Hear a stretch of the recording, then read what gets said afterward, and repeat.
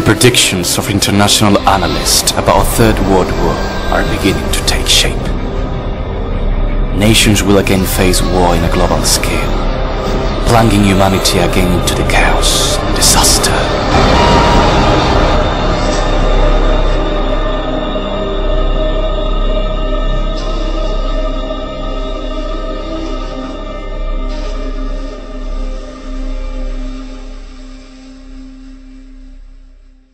Anyone who is engaged in monitoring what is happening every day will realize that we are faced with a critical and delicate situation.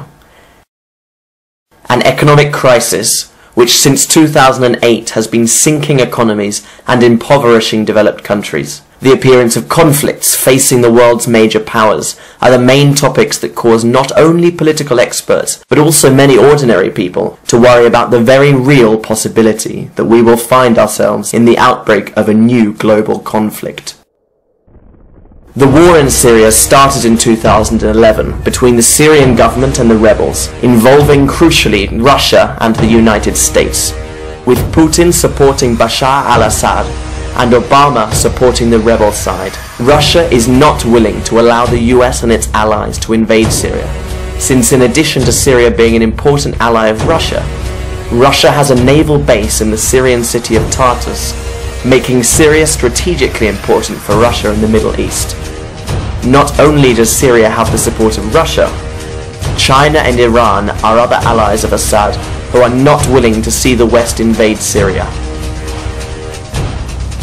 Russia has for a long time provided military equipment to the Syrian army and sent warships to the area, recently also adding air support to the forces of Assad, as well as the sending of troops by Iran.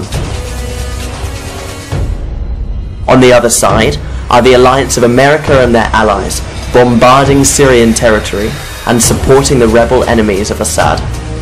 Therefore, a clash between these powers and the attacks that are happening, or a clear ground invasion by the White House and NATO in Syria, would almost certainly lead to the worsening of the conflict, pushing other major nations to enter and cause the outbreak of a war on a large scale.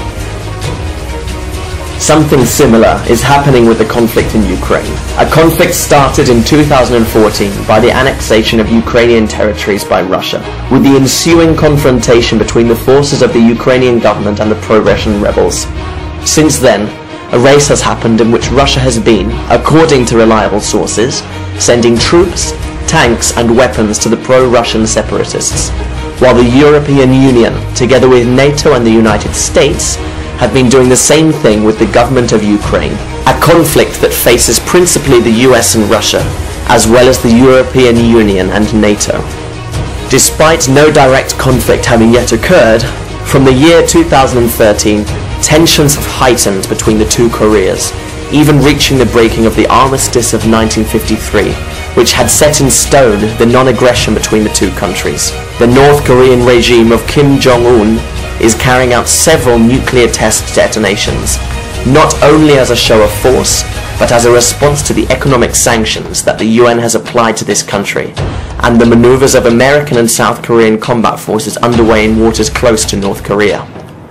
The resumption of a conflict between North Korea and South Korea, with the participation of the US supporting the latter, would also likely see the involvement of Russia, and especially China, supporting the North Korean regime.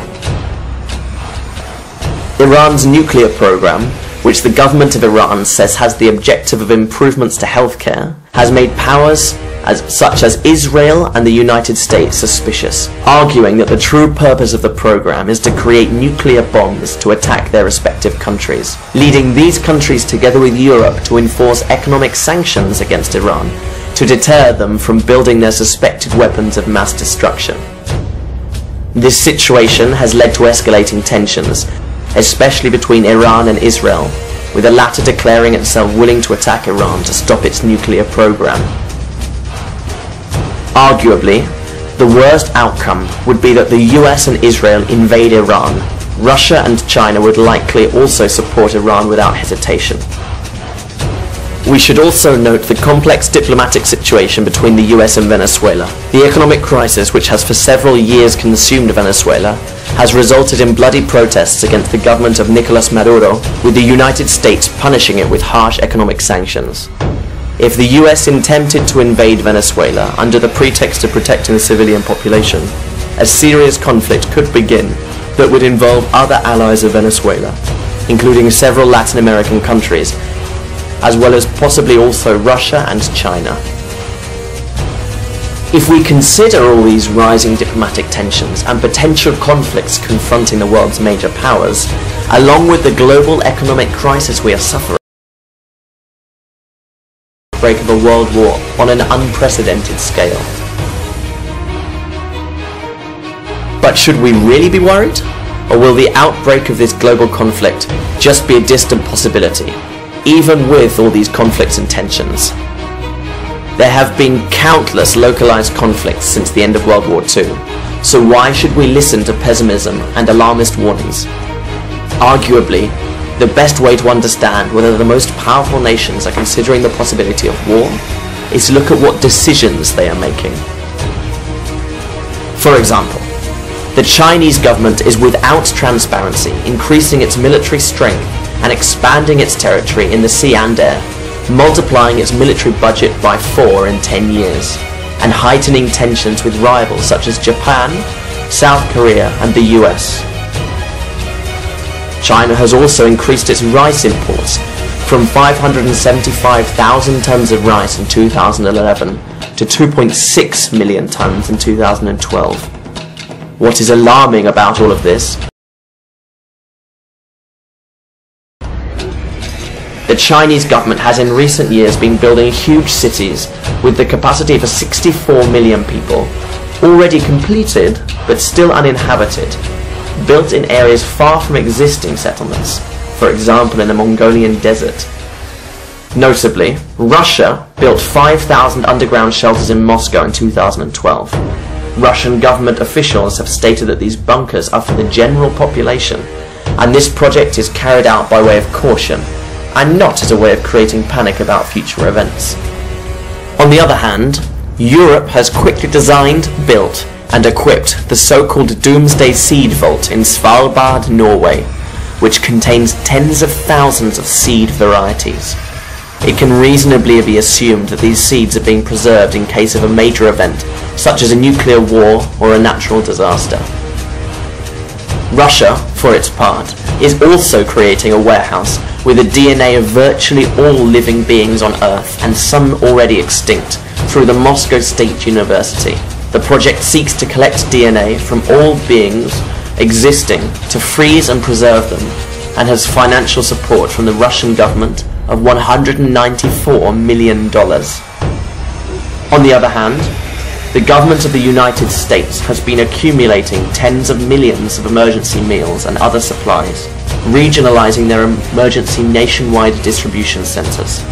The government has also bought nearly 2 million units of ammunition in recent years, and the Pentagon has been actively developing and practicing live simulations for situations from economic collapse to large-scale and consistent civil unrest. Since 2012, Russia has begun modernizing its missile system, producing S-400 Triumph missiles, which are surface-to-air missiles, with bases located in coastal and border areas of the country.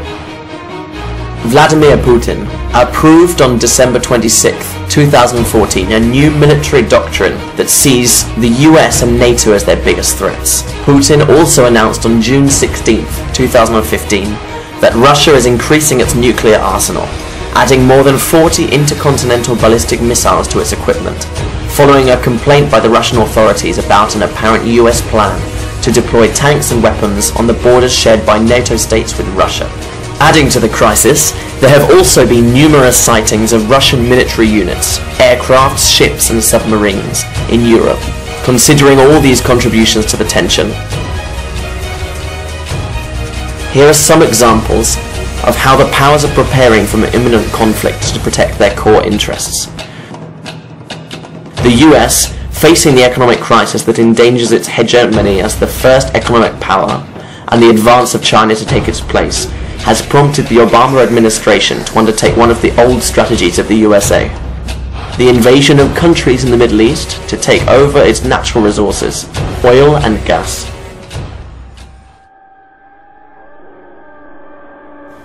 And for this reason, the US has her eye on countries such as Syria, Iran and Venezuela, countries rich in oil and gas.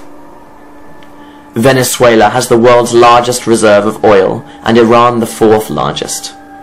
The United States is well aware that it needs these oil reserves to retain its position as first world power against the rise of China and Russia, countries, incidentally, which have important trade agreements with Syria, Iran and Venezuela.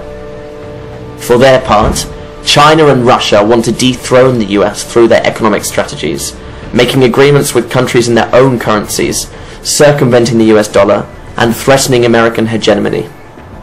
Both Russia and China will defend their interests in Syria, Iran, Venezuela, and other countries where the US hopes to spread its tentacles. In this way, the sides in this new global conflict would be as follows. On one side, led by the USA, would be Israel, NATO, Japan, France, United Kingdom and South Korea. And on the other side, led by Russia, would be China, North Korea, Iran, Syria, Venezuela, Cuba, at least to begin with.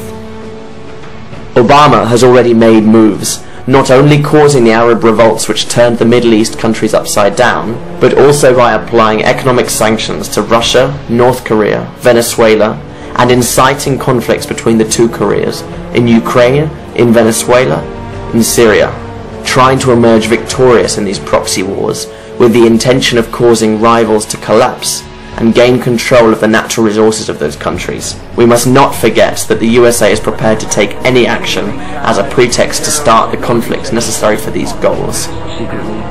These dirty actions, perpetuated not only by the US but also by other powers, have been happening for a long time, with the elite creating a false pretext to convince the public of the need to carry out a further measure or decision which achieves their real goals. If we review the newspaper archives of our history, we can find many examples of self-directed or false flag attacks. For example, the burning of the Reichstag in Germany in the year 1933 by the Nazis, who blamed a communist Dutchman, and so had the pretext to end its communist opponents. Year 1898, the War of Independence in Cuba. The USA takes the decision to sink its own boat, the Maine, and blame it on the Spaniards, and so had the excuse to go to war. This was admitted in 1980 by the US government. Manila Incident, Russia, in the year 1939. At that time, the Soviet Union needed an excuse, a pretext to start their desired invasion of Finland. In this case, the government of the USSR decided to perpetuate a false flag attack, firing their cannons against its own people in the region of Manila, a region bordering Finland, later blaming the Finns and invading them.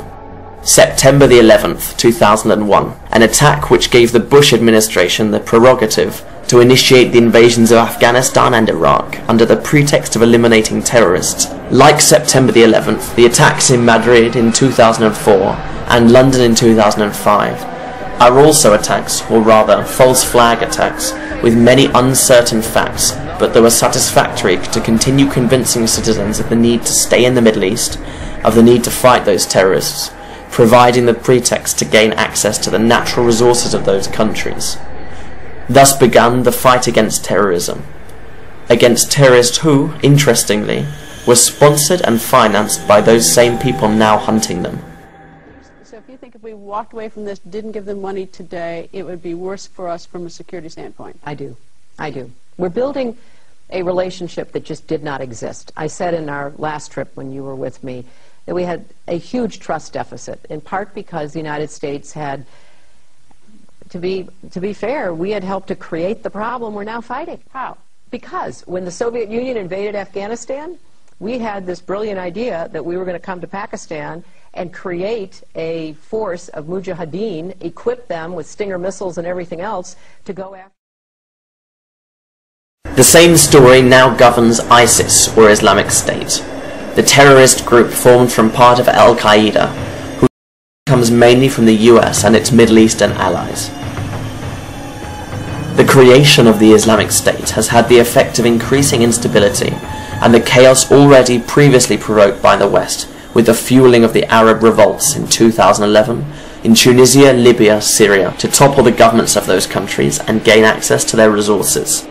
There is evidence that the US has been financing these revolutions, and even mercenaries in these countries, forming the so-called rebel armies that have been supplied with weapons by both Europe and the US, which then ended up in the hands of jihadists, because in these rebel groups, there are not only US-funded mercenaries, there are also jihadis from Al-Qaeda or ISIS. This close relationship between mercenaries and jihadists is the result of a company responsible for training and providing mercenaries to governments wishing to hire for their activities. A company who curiously calls itself ISIS, standing for Integrated Systems Improvement Services.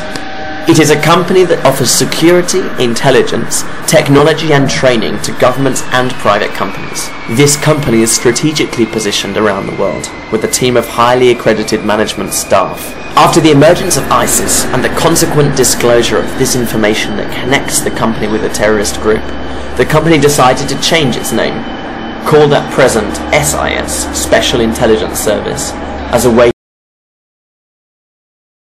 coincidence. Israeli Prime Minister Netanyahu has stated on several occasions that Iran has been financing terrorist groups, thus implicating Iran in a possible nuclear false flag attack in which Iran would have allegedly provided nuclear weapons to jihadists. Thus, the US and its allies would have the pretext to invade Iran.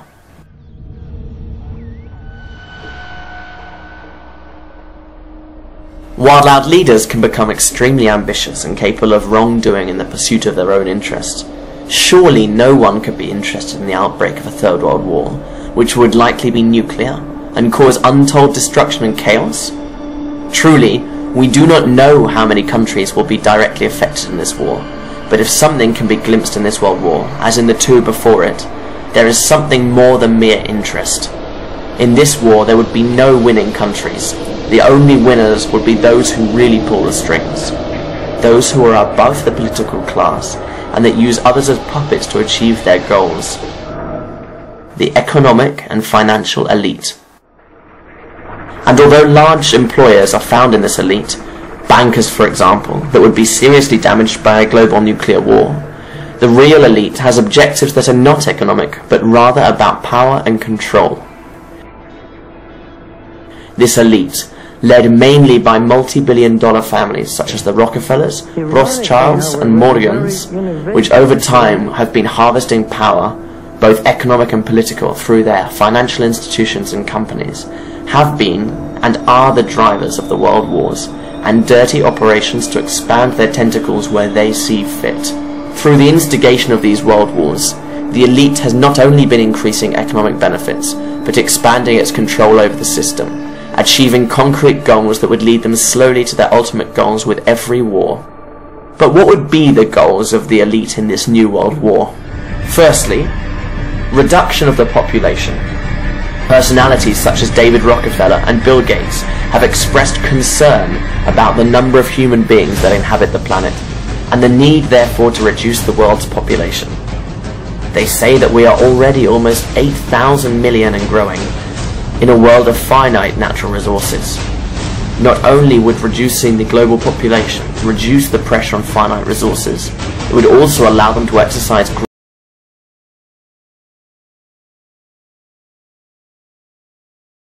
millions of people, which are a hindrance to the elite. Those countries that are not affected directly by the conflict, for example from the fall of nuclear weapons, will be severely affected by the null presence or shortage of food, which will result in madness among citizens, killing for the last remaining resources, or simply starving to death. Secondly, end states and completely sink the global economy. One of the important goals with this world war is the destruction of states, which is necessary to sink economies, increasing employment to 100%, causing money to lose its value, and ferment panic and chaos in the citizenship, who would have to compete forcibly for the last food in the supermarkets to survive, creating serious unrest among every population. This will lead to a political power vacuum, and thus people will be left without political guidelines, without anyone to maintain order in each country, creating an international situation of lack of control, which will cause humanity to be more receptive to the introduction of a new world order. At this point, it is important to consider the mass migrations that are occurring in Europe by people affected by conflicts, particularly in Syria, which could lead to the collapse of the European states, and ultimately chaos and division. Thirdly, destruction of morals. This Third World War could also cause the collapse of morals, values, even hope, bringing him to despair and nihilism. In this way, the population will be more easily tempted by any form of order that can offer a return to hope and values.